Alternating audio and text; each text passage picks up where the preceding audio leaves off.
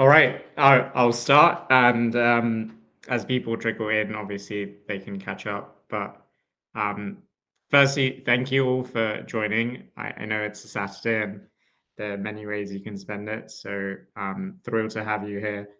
Obviously, today I'm talking about being an international student at Harvard Business School, but also more generally about top MBAs, how to get in, what you can do, what the experience is like, and then even post MBA, what it's like to find jobs. And really, the session today is open ended. Uh, Everyone will have the opportunity to ask any questions that they really want to ask. Some people have already asked me some questions, so I'll start with those. But before anything else, I'll give you a little bit about myself, a little bit of background about myself, and that way you can kind of situate um, about me and how that resonates with you. So I personally grew up in London. I had only been to the US a week before I had actually applied to do an MBA, and I'd been to New York. So my conception of USA was very much what it is like in the movies. Then once I did do the application, I will kind of walk you through how I got there. So I did my undergrad in the UK at University of Warwick. I did philosophy, politics, and economics. I then followed up by doing a master's in international development at the University of Cambridge. And then I spent the majority of my career as a diplomat for the UK. So I worked on international aid all across the world, was a diplomat at 25 when I was posted out to Tanzania. So I was working on poverty alleviating programs in infrastructure and similar. I had a stint in strategy consultancy working at a firm called Dalberg, which is a specialized strategy consultancy firm like McKinsey, Bain, BCG, but only does international development projects. So I did that in Geneva, Switzerland. And across my career, I had stints in Sudan, Nigeria, Uganda, Tunisia. These were just some of the places that, as a diplomat, I was working in the embassies and high commissions. So I think the key thing to really note, and I think a lot of people have asked me this, I actually, when I applied to 5 schools the first time round in 2020, and I didn't get a single interview. And that included Harvard, it included Stanford, it included Columbia, Chicago, and Wharton. And then I proceeded to reapply second time round. I actually got only one interview, which was Harvard Business School, and I got in. And as I got there and did well academically at Harvard Business School once I was a student, I began to understand what it is that I'd missed. And obviously, having those insights maybe today would have made the whole process much easier. I wouldn't have had to reapply, and it took a lot of effort. But for yourselves, I think this session might be an opportunity to find out more about that. So that's me, and I can go into what changed between the first and second sessions, but I'll address the questions that have come in already. And obviously, everyone on this call, feel free to jump in, feel free to put something in the chat, whatever works for you. I'm going to try and answer as many questions as I can. So the first question I got was, what else can a reapplicant do beyond getting higher scores? So for those who've applied to MBAs and not really got on and want to do so again, I think the key thing to think about is when you're reapplying, something has to change in your application, and it has to change materially, because if you're applying in the same way, it's not going to necessarily result in a different result. So, for example, in the second time when I applied, I got promoted. I won a big race equity community award, which I think particularly Harvard Business School liked. I'd done some more work in another embassy in Sudan, and I'd also been promoted. And so I think all of those things really do make a difference. So you have to think about what can you materially change in your application that might do so. It could be that you take a different job. It could be you start to work on a community initiative that you hadn't previously thought about. But you will have to do that. So that's number one for those who wanted to find out what you can change. Someone also asked me how to make the most of this experience, and is 35 too late? So I can really speak to what it was like for me as someone who came from a non-traditional background, who didn't really know much about MBAs, to be quite frank, coming into it. And all my career, as I referenced, I was working as a diplomat in international development. So I think what a school like Harvard Business School in particular gives you is access to people who are um, at least at an early stage in their careers, relative leaders in their respective domains. And by doing so, you get exposure to someone who's worked in tech, finance, consulting, education. You just go down the list. And I think what that really does, an MBA program more generally, is gives you exposure to ideas and perspectives on the world that you previously wouldn't have thought of. And so, very tangibly for me, who's working in international development, maybe I wasn't as open to solving issues through markets as opposed to government intervention. And once you start to see people having tangible impact, having done so, that really opens your horizons. Now, is 35 too late? So the honest truth is that the average age on top MBAs, particularly in the US, tends to be around 28, 29. So for those who are thinking about where you fit in, that is sort of the average slash median age. Now, there were people who were above that age that were in their early 30s, sometimes in their late 30s, but often there was a piece in their story that meant that that was the case. So, for example, a lot of the people who tended to be older were in the military. Some had done previously PhDs and wanted to pursue a career in academia and then wanted to change. So I think the truth is, if you're applying and there isn't a good reason why you're maybe applying at a later stage, it could be the MBA might be too junior for you, and then EMBA might be the better fit. But for most people, I think that isn't the case. So I think as long as you're around 30, 31, 32, really, I wouldn't worry about age. Now, if you are beyond that, the key point is, why is that the case? Maybe you're a mother and you had other commitments and other things that have led your life to be different to the majority.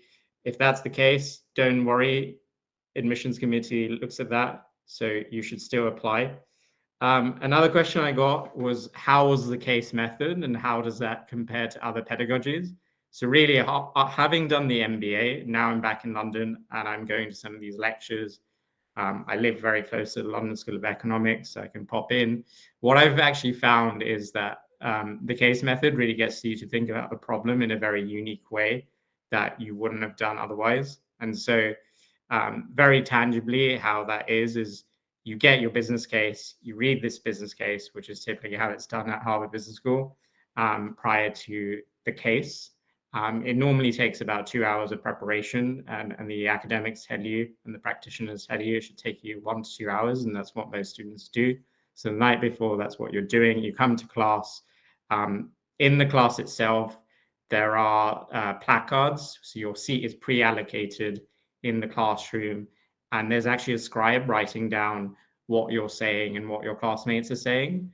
So the professor gets all the analytics. They're almost guiding the discussion like a orchestra and a conductor within the orchestra, and you're competing to get in. Now, the content of what you say really matters because you're adding to the discussion. Maybe you're taking away from the discussion, or you're making a viewpoint that wasn't otherwise thought of, and that's what the professors really reward.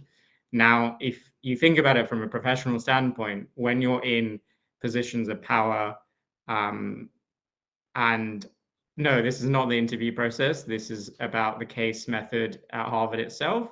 But I will get to that, how that actually relates. So in the classroom, as you're talking through these perspectives and you relate back to the workplace, in the workplace, you're going to basically be in positions of power if that's what you're hoping to get out of being at a MBA and being in a position of management, where you will have to make decisions, you will have to consolidate your viewpoint, you will have to vocalize it to a broader audience.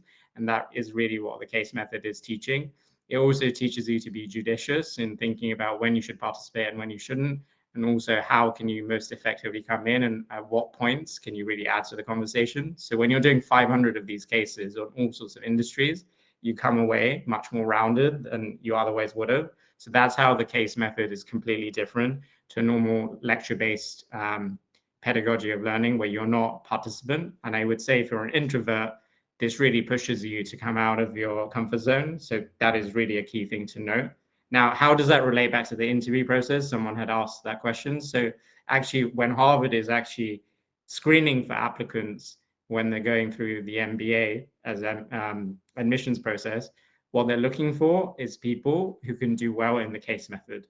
I.e., are you someone who can be put into a classroom with 92 other people and really materially add value to that discussion? So if you think about your application and you really want to spotlight how you stand out in a very different way to others, that is what you should be doing, because otherwise the admissions committee begins to think, well, why should we bring X or Y into the classroom? And even at the interview, if you get to the interview stage, what tends to happen is they will ask you a series of questions in a way to put you under pressure. I think I got asked 20 questions in about 25 to 30 minutes. And it's all very fast paced. Some are longer, some are shorter. And once this is happening, what they're testing is can Deep in this scenario respond under pressure and make a informed judgment that really resonates. So that's a little bit about the interview process. Now, someone else asked, how do you finance this MBA? And I think a lot of internationals really think about it. So I think the key thing to note is there are two branches of financing that is often available to people who are applying to MBAs, top MBA programs. Harvard and Stanford have adopted a model where once you gain admission, I will get to that question of what the interview process is like. Once you get into Harvard or Stanford, what happens is after a period of time, once you've chosen to accept your offer, they will walk you through a series of details where you have to input in your pay slips from the last 3 years. You will have to talk about any assets you have, and you basically financially disclose your ability to pay for the MBA. And what that then happens is they have an algorithm and they have complex formulae in the background, which then matches you to pots of funding. Now, at Harvard Business School in particular, if you think about it, your tuition fees per year, I think is around $75,000 now. So there is a potential, and I think 10% of the class falls into this, where they get 100% of tuition fees covered. So if you think about that across a 2-year period, you could get potentially up to $140,000 to $150,000 worth of funding. And typically, if you're not from the US and you're working in a developing country or an emerging market, your salaries tend to be lower. So you're highly likely to get that funding if you're from that background. So I think that's how a lot of people fund it. They also give you a full-on loan. So anything, say you don't get any financial aid or scholarship, the university will back you with a 100% loan to match your tuition fees. It's actually discounted compared to the market. The interest rate for me, for example, on the residual part of my loan is 4.75%. And so if you think about education loans, that's very competitive. And once you've graduated, obviously you have a payment schedule. Mine is about 5 years over which you're paying back your loan. So that's typically how it is. So for Harvard and Stanford, I think anyone who wants to go can really go. And that's the financial aid process. And then there are other universities that are very much merit-based. And merit-based is often based off whether you come from a background which they think will really enhance the equivalent of classroom participation or your value to the MBA program. So that's how it really works. And if you fit into those criteria, you're given a pot of money. But the truth is, contrary to what people think, I think Harvard and Stanford are actually some of the most generous when it comes to scholarships and financial aid. And probably for me, actually, as an international student, I think Harvard was actually the cheapest MBA I could have done in a very paradoxical way, if you look through all the available programs in the US. So that's worth bearing in mind. Now, someone else asked just now, what is the MBA process, interview process like? I think that was the question that floated about. So as I said, once you get to the interview, there is normally a interviewer who's the expert in your domain. So let's say you're from the finance background, they'll be the expert in finance. Let's say you're from a education background, they'd be the expert in education. They would review all your essays, all your materials, your CV and everything. And then they would come to interview with very targeted questions, and they would unpick you as a person, almost start to finish. And the questions are very much tailored towards you. So I think the interviewer would have probably spent an hour to hour and a half per applicant.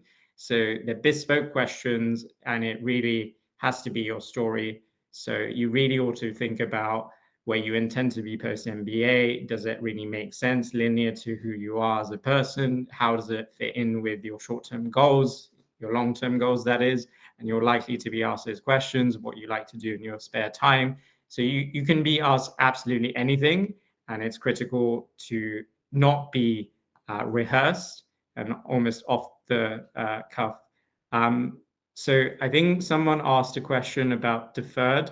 Would they like to come in? It came on my screen and went. So if you want to say or come in, that'd be great. Hi Deep, our GMAT scores weighted heavily. So the honest truth is, GMAT scores do matter and GRE scores do matter, but they really matter based off who you are as an applicant. And they are only a portion of the whole application process. You've probably been told this a number of times. And so if your other attributes are very, very strong, and there's signals that you can cope with the academic pressure, then they aren't weighted as much. Whereas if those signals aren't present, then they are obviously prioritized. So I would say if you're around the median, and you have other attributes, you should definitely apply. Now, it really comes back to who you're competing against, because the truth is, you're going to be put into a bucket. So the finance professionals will be compared against other finance professionals.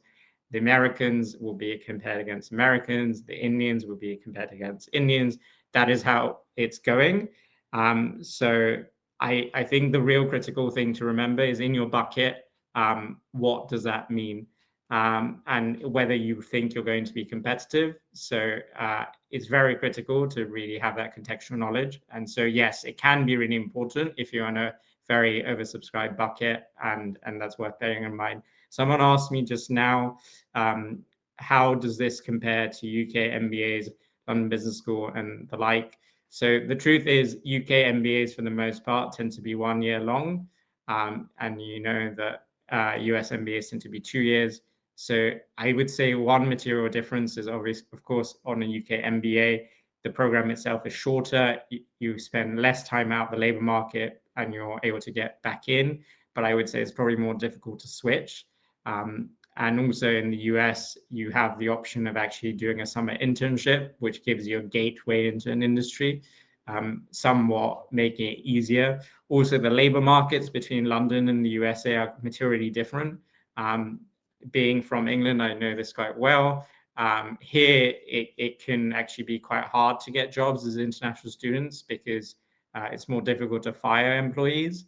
Whereas in the US, a lot of it's employment at will. So it's very easy to create a job on the spot if you're able to network and do that. I would say that's much more difficult to do in the UK. So when you think about whether to go to a UK MBA versus US MBA, really think about where you want to be, how that fits in with your world views and others such like, and where you actually want to end up. Hopefully that's useful. Are international students who study their undergrad in the US? Sorry, it cut out. Do you want to come in? The question came on my screen and went. Or you could re-ask it if you don't feel comfortable.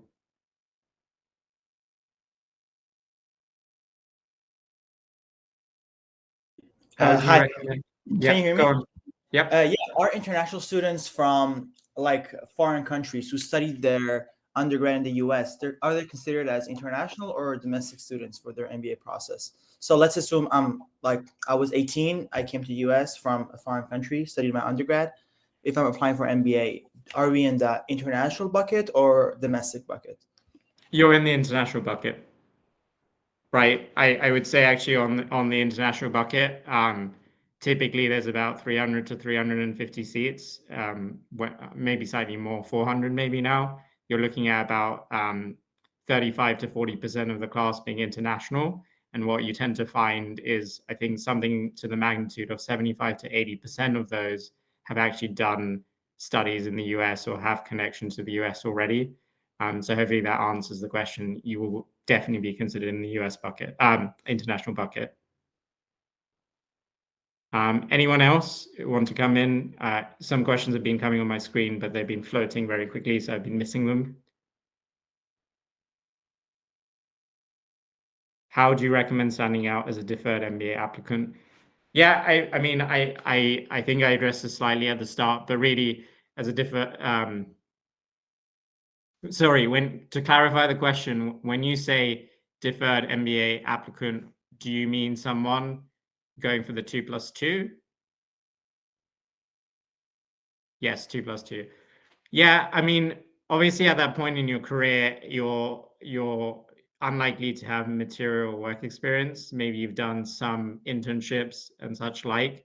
So I would say really your academic lens should resonate and come out. And I think what I've seen is 2+2 applicants that are normally admitted tend to have really stellar academics. So if you're from the international bucket in your respective country, you probably should have gone to the respective top university. Maybe you were the top of the class of whatever subject you were studying, maybe won a gold medal. Your GMAT and GRE increasingly becomes ever so important because of that, because you have a lack of substitute in terms of work experience. And then I would say being able to have a clear, articulate story in that case of how you intend to spend the 2 years where you're not actually at business school and what do you want to do with it really makes sense. So for a 2+2 applicant, really the academics matter much more because they're basically taking you on potential. But of course, everything else would really, internships, being able to do international internships, that would matter. Does the reputation of your undergrad or previous institution matter? Difficult to answer that. I would say yes. And maybe that's not something that is often said, but I think it does matter. Now, obviously, if you go to a top university, which is well-renowned, easier to understand, maybe you went to Harvard undergrad or Stanford undergrad, and to be quite frank, it is quite typical to see Ivy undergrads at Harvard or Stanford. It is going to be easier because if you get a good GPA at those universities, you signal your academic potential very easily. Now, if you don't go to a university that is necessarily typical, I think then it comes back to the fact about what I was saying. You need to showcase that you were stellar for your class. Maybe you were top of the class in the top 5%, and or your GMAT or GRE is stellar to show that you could complete the MBA program in an effective way. So in that sense, it matters.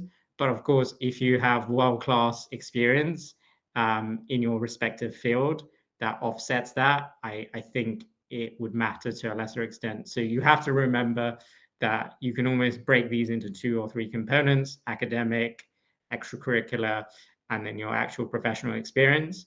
And if you're weak on one of these, then you really got to compensate on others. Hopefully that answers your question. Anyone else with questions that might be helpful? Are Indian doctors less preferred on deferred? I'd missed the other question. Are Indian doctors less preferred on the deferred? Is that again referring to 2+2?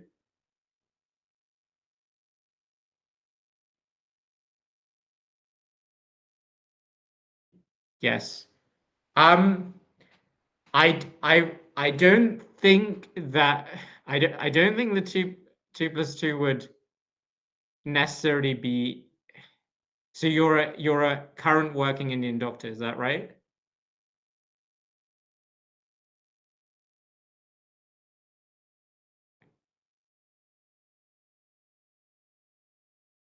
Yeah. So I mean, if you're actually currently working as a doctor, then you I don't think the 2+2 you would necessarily qualify for that program, if that makes sense. If you're a medical student who's gone through it, um, I don't, and you haven't yet started working, then I don't think that would necessarily be a barrier to you getting onto it. Again, you would have to showcase that within your respective field, you've been academically brilliant, and again, GMAT or GRE becomes really important. And if you're able to then have a story that says that you want to do X in the medical field and how the MBA will allow you to do so, I think that'd be perfectly fine. Someone else had a question and it very quickly popped up. If you don't have enough time in which to prioritize requirements, can you please speak it out? It just came and went. If you don't have enough time. Okay, what should you prioritize? Effectively, I think the things you really need to prioritize is making sure that your essays have a consistent logical story, and that really resonates. And you shouldn't, if you're at a point where there's not much, if you're lacking time, obviously you won't really be able to retake your GMAT, GRE, change your work experience, change your undergrad. So really, it's about having an essay that actually resonates, makes sense, adds value to the class, logical, medium, short-term, and long-term goals really make sense.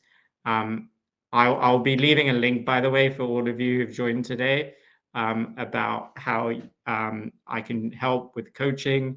I'm offering actually 20% off for everyone who's joined here. So I'm going to leave that here if you're interested on the screen. I think there was another question.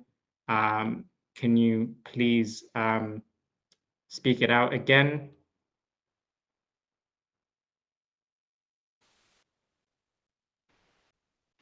Any more questions that I have not addressed?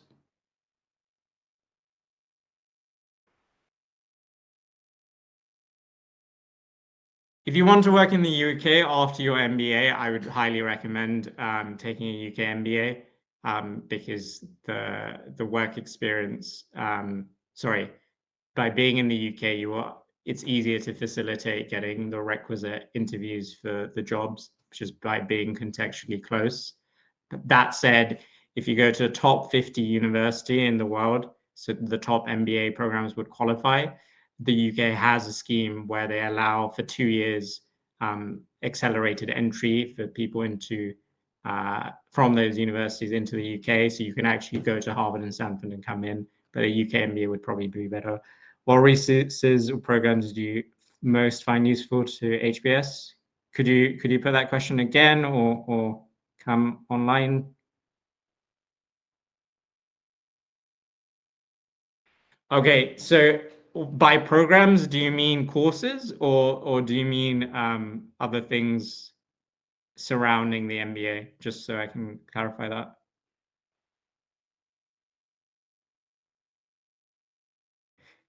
If it's programs, okay, yeah, sure. So I became a HBS Leadership Fellow after I graduated. So Harvard Business School paid for half my wage, matching the city of Boston government, who also matched the wage, and it was around $60,000, very candidly, plus a $10,000 bonus for relocation to go work in the public service of a foreign government, in my case. And HBS does that for people who want to work in social and not-for-profit sector. So that was very unique. I'm continuing to benefit from loan forgiveness programs because I continue to work in not-for-profit and government sector things. So a portion of my loan is actually paid for by Harvard Business School. Those are particularly unique, and obviously I've taken advantage of that. I actually did a course in Israel, um, uh, and as part of that, I was able to work with a local Israeli company in travel insurance. and that during that time you have contextual experience within the country. So, for example, in Jerusalem, I had a dual narrative tour by a Palestinian and a Israeli Jew, and you get the two narratives. So these were very unique that Harvard Business School could put on, and the access they have to leaders and industry leaders and political leaders means that consistently you get access to people in these programs that you otherwise won't, and you actually see that in the case method in the classroom too. Any more questions that might be helpful? Or I can stay on for a few more minutes if I have missed anything.